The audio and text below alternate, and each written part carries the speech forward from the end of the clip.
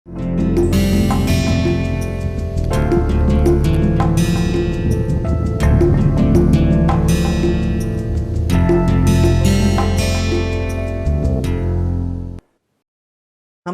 एक फर्म जो कि परफेक्टली कॉम्पिटिटिव मार्केट में या पूर्ण प्रतियोगिता वाले बाजार में जो ऑपरेट कर रहा होता है उसके बारे में अध्ययन कर रहे हैं।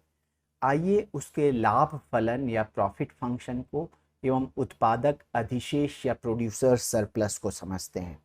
तो हमने एक एग्जाम्पल लिया था पहले जिसमें हमारा कॉस्ट फंक्शन जो था वो y² + 10 था और हमने एवरेज कॉस्ट जो निकाला था वो था y + 10/y। Average variable cost जो था वो निकाला था y एंड मार्जिनल कॉस्ट जो निकाला था 2y। और इससे हमें, चूंकि हमने हमारे इस एग्जाम्पल में हमारा मार्जिनल कॉस्ट जो है हमेशा एवरेज वेरिएबल कॉस्ट से ज़्यादा है 2y और y, ठीक है। तो और हमेशा ये अपवर्ड स्लोपिंग है, तो इससे हमें सप्लाई फंक्शन जो है वो सप्लाई फंक्शन मिल गया इस इक्वेशन से। तो यहाँ से हम लिख सकते हैं कि हमारा सप्लाई फंक्शन है वो हम कैसे निकालते हैं, mcy को p से बराबर करके। पहले ही हम इसके बारे में बात कर चुके हैं। तो mc ऑफ y क्या है, ये 2y है। mc क्या है, ये सीमांत लागत है या मार्जिनल कॉस्ट है। सो 2y जो है सो p के बराबर है।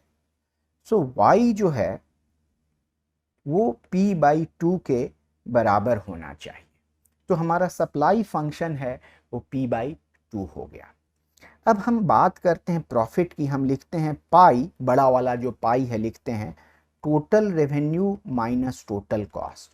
और टोटल रेवेन्यू हमारा हो जाता है p × y और ये हो जाता है c × y।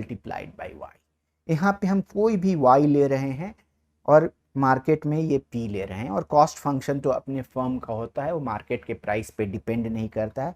ये हमने पहले देखा था कि ये टेक्नोलॉजी पे डिपेंड करता है। और हमने बात की थी कि हम हाउ प्रॉफिट फंक्शन कैसे निकालेंगे। हम इस किसी भी प्रॉफिट को मैक्सिमाइज करेंगे y के सापेक्ष में, है ना, y के सापेक्ष में मैक्सिमाइज करेंगे। तो जो हमारे पास ऑप्टिमल y आएगा as a function of p, as a function of p जो आएगा, और यहाँ पे भी cy as a function of p आएगा, वो हमारा मैक्सिमाइज्ड प्रॉफिट होगा, ज़्यादा से ज़्यादा किया हुआ प्रॉफिट होगा। कि अब यहाँ पे हम कोई y नहीं ले रहे हैं, हम एक पर्टिकुलर y चूज कर रहे हैं जो हमें मैक्सिमाइज किया हुआ प्रॉफिट दे रहा है। तो हम ऑलरेडी सॉल्व कर चुके हैं इसको।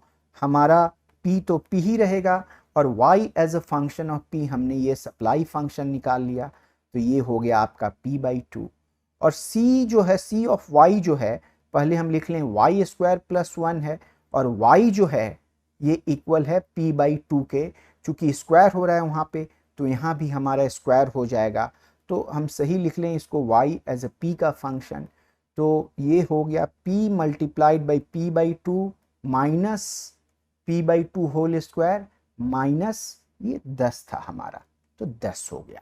ये हमारा हो गया प्रॉफिट। यहाँ से मिल गया हमें p²/2, यहाँ से मिल गया p²/4 माइनस 10। तो ये हमारा हो गया p²/4 माइनस 10, है ना। ये हमारा प्रॉफिट फंक्शन हो गया कि मार्केट में जो प्रॉफिट इस फर्म का होगा, ये कोई प्रॉफिट की बात नहीं कर रहे हैं, हम प्रॉफिट फंक्शन की बात कर रहे हैं, उस फंक्शन की बात कर रहे हैं जो बता रहा है कि इस फर्म का प्रॉफिट मार्केट में दिए हुए प्राइस से कैसे बदलेगा। तो ऑफ कोर्स यहाँ पॉजिटिव प्रॉफिट हो रहा है, ये शॉर्ट टर्म की बात हो रही है ना। लॉन्ग टर्म में सिचुएशन डिफरेंट हो जाएगा जो कि हम बाद में देखेंगे। यहाँ शॉर्ट टर्म में प्रॉफिट पॉसिबल है, तो ये प्रॉफिट हो रहा है। यहां से हम दो चीज को समझने की कोशिश करेंगे। एक कि ये पॉजिटिव प्रॉफिट होने के लिए p जो है ना, ये जो 0 से बड़ा होना चाहिए। p²/4 माइनस 10 जो है 0 या 0 से बड़ा होना चाहिए। इसका मतलब p² जो है 40 या 40 से बड़ा होना चाहिए। इसका मतलब p जो है सो 40 √40 और 40 से बड़ा होना चाहिए, बट इसमें अभी कम कंसंट्रेट करेंगे। इसमें एक और चीज़ हम देखने का प्रयास करेंगे कि प्रोड्यूसर सरप्लस क्या है। तो मान लीजिए कि अगर मार्केट में P है तो कितना सप्लाई होगा, Y जो है आपका हमने निकाल लिया है P/2 हो जाएगा। ये अगर P है तो ये P/2 है ना। तो हमारा टोटल प्रोड्यूसर सरप्लस इस एरिया से मिलेगा, ये एरिया है, और ये एक ट्रायंगल है इस केस में लकीली, सो ट्रायंगल को निकाल सकते हैं हाफ। ये हाइट जो है, सो ट्रायंगल का एरिया क्या होता है, half multiplied by base multiplied by height, मतलब हाफ आधार और ऊंचाई का गुना करते हैं। तो आधार यहाँ पे कितना है, आधार जो है यहाँ पे P के बराबर है, तो ये P हो गया। और ऊंचाई हमारी कितनी है, ऊंचाई हमारी P/0 से लेकर के ये जो है P/2, ये पैरेलल लाइन है, सो P/2 के बराबर है। तो हमारा ये आ गया P²/4।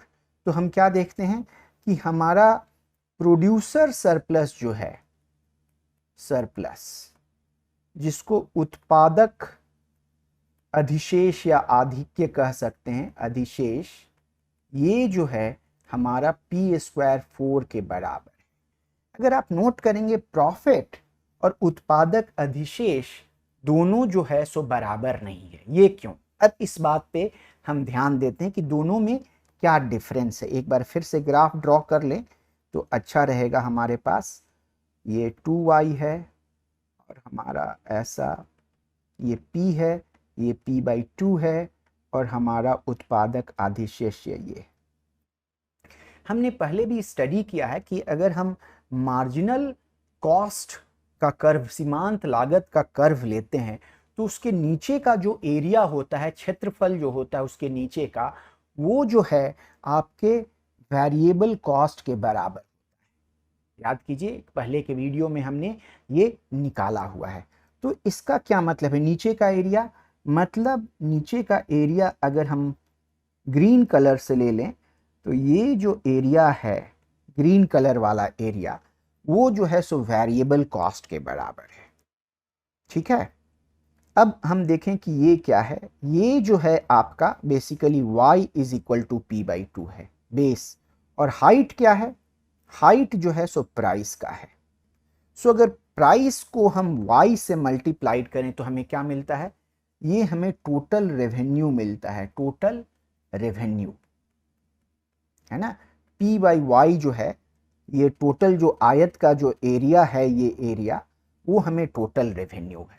उसमें अगर हम नीचे वाला हटा दें, जो मार्जिनल कॉस्ट के नीचे का जो एरिया है, अगर उसको हम हटा दें तो हम बेसिकली क्या मिल रहा है, total revenue minus variable cost.